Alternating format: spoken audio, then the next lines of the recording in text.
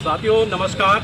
आज साथियों जैसा हमने कहा था कि गांधी पार्क में एक बैठक आयोजित की जाएगी और आज इस बैठक में प्रदेश के कोने कोने से तमाम छात्र यहाँ पर आए हैं। काफ़ी बड़ी संख्या में यहाँ पर छात्र आए हैं। उधर भी आप देख रहे होंगे बड़ी संख्या थी आज छात्रों की। लेकिन बहुत सारी चीज़ें हैं साथियों जो आज हमारे यहाँ पर डिस्कस हुआ, जो चर्चा हुई। चर्चा का मुख्य उद्देश्य ये था कि सबसे पहला जो मुद्दा है साथियों को वो उत्तराखंड अधीनस्थ सेवा चयन आयोग, बार बार मैं फिर कह रहा हूँ, बार बार राम कंडवाल, उत्तराखंड बेरोजगार संघ और उत्तराखंड प्रदेश के युवा आयोग के अध्यक्ष से कई बार मुलाकात कर चुके हैं। और मुलाकात करने के बाद हमने इनसे बोला कि नंबर कब सार्वजनिक कर रहे हो, कब कर रहे हो, कब कर रहे हो, लेकिन कोई नंबर सार्वजनिक नहीं हुआ। पहला मुद्दा साथियों। दूसरा मुद्दा ये है साथियों कि हाल ही में बैक टू बैक 2 एग्जाम हुए।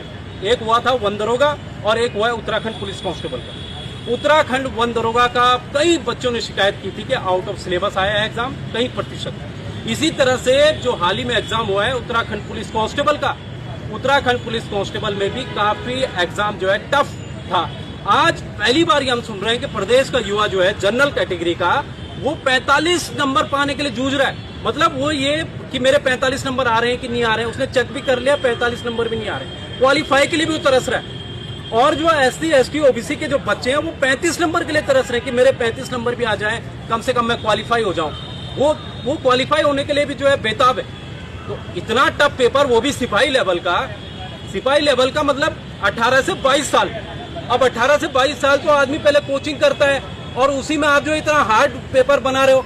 अभी एक लड़के से बात हो रही थी जिसने आरओ निकाला है। वो कह रहा है मैंने तो ये इससे सरल तो जो है मेरा आरओ का था, इससे सरल तो एसआई का था, इससे सरल तो प्रीवियस जो स्नातक स्तरीय पेपर था वो सरल था।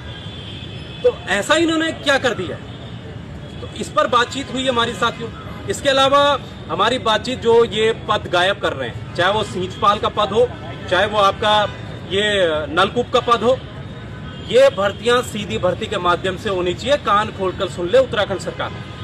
और ये जो तुमने चारों तरफ से एलआईयू पुलिस वाले कि क्या इनकी चर्चा हो रही है, क्या नहीं हो रही है, ये तरीका गलत है आपका। ये तरीका अपना आप जो है सुधार लीजिए। यहाँ पर चर्चा हो रही है, डिस्कस भी नहीं कर सकते हम क्या? और अगर हम गलत है तो करो, मेरे ऊपर एफआईआर करो अगर हम जो है गलत बोल रहे हैं। सच्चाई है, पूरा प्रदेश का युवा परेशान है। और युवा सिर्फ इसलिए परेशान नहीं है, दरोगा का देखो, दरोगा में पता नहीं किसी को मेरे कितने नंबर है। दरोगा का इन्होंने मेरिट लिस्ट भी जारी नहीं किया कि कितनी मेरिट गई जनरल की, कितनी मेरिट जो है ओबीसी की गई, कितनी मेरिट जो है एससी की गई, ये किसी को पता ही नहीं है। और ये चल क्या रहा है फिर? बावजूद इसके जो है प्रदेश का युवा चुप बैठा है। डायरी इंस्पेक्टर में सारे बच्चे फेल हो गए, ऐसा सिलेबस था। क्वालिफाई नहीं हुए डायरी इंस्पेक्टर में, बताओ। तो ये सब चीजें जो है चल क्या रही हैं हमें पता ही नहीं। बच्चे क्या कर रहे हैं मुझे नहीं पता। बच्चा पेपर दे रहा है, फिर अगले एग्जाम की तैयारी में चले जा रहा है, फिर वो वैसे ही हो रहा है, अगले एग्जाम की तैयारी में चले जा रहा है। सवाल पूछने पड़ेंगे साथियों, सवाल पूछने पड़ेंगे। और आज ये डिस्कस हुआ यहाँ पर। अब आने वाले समय में, और हो सकता है इसी महीने, प्रदेश का तमाम युवा एकजुट होकर सरकार से सवाल पूछेगा। या तो मुख्यमंत्री पुष्कर सिंह धामी हमें बुला दें, उससे पहले हम इन विषयों पर चर्चा कर दें कि भाई ये एग्जाम कैसे करवा रहे हो, आप नंबर सार्वजनिक नहीं कर रहे हो, आप ये भर्तियां कैंसिल कर रहे हो। हर भर्ती कोर्ट में जा रही है। आज देखो हर भर्ती कोर्ट में। एलटी वालों ने मिठाइयां खिला दी थी सबने, लो मिठाई खा लो। और बाद में पता चला नहीं भाई ये तो कोर्ट चली गई। कांस्टेबल का पेपर में जो चीजें हुई हैं उसका आयोग संज्ञान ले और आयोग स्पष्टीकरण दे। अगर आपका जो स्पष्टीकरण है वो प्रदेश के युवाओं को ठीक लगेगा तब ठीक है।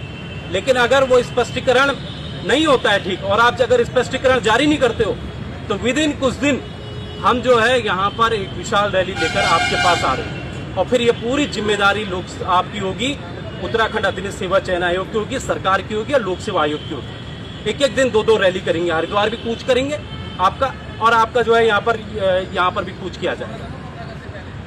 और बहुत जल्द रैली होगी। प्रदेश का युवा जो है मुट्ठी बांध ले। मुद्दे बहुत हैं, मुद्दे देख लो, गिन लो खुद से। एक बार शीशे में जाना और वहां पर देखना क्या क्या मुद्दे थे, वाकई में सच हो रहा है कि झूठ है।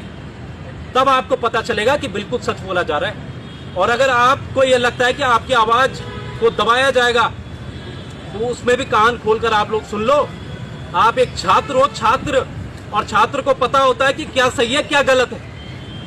और अगर कोई आपको रोक रहा है किसी रैली में आने के लिए, किसी प्रदर्शन में आने के लिए, किसी उसमें आने के लिए, तो उस दरोगा को या फिर उस एसआई को जो भी आपके पास आ रहा है उसको बोल दो, चल ठीक है तू ही मेरा मुद्दा सॉल्व कर। उस आपका मुद्दा सॉल्व नहीं करेगा और कर भी नहीं सकता है। TG2 जेई वाला बच्चा कितना परेशान है, तब से नहीं निकाल रहे हैं, बताओ। पशुधन प्रसार अधिकारी वाले बच्चे परेशान है, कह रहे हैं हम नवंबर में जारी करेंगे। अरे कुछ तो समाज तो निकाल दो कि नवंबर में जारी करेंगे, एग्जैक्ट डेट तो बता दो, कुछ तो बताओ उसका। बच्चा ITI वहां लगा रहा है कि कब जारी करेंगे, क्या कुछ भला हमें इसका पता ही नहीं। आप जो ऐसे भर्ती को रद्द करके नहीं निकाल सकते ना, आपको उसका समाधान भी बताना पड़ेगा, आपको उसका ये संवाद भी जारी करना पड़ेगा कि हाँ भाई गलत है, हाँ भाई हम इस दिन जारी करेंगे।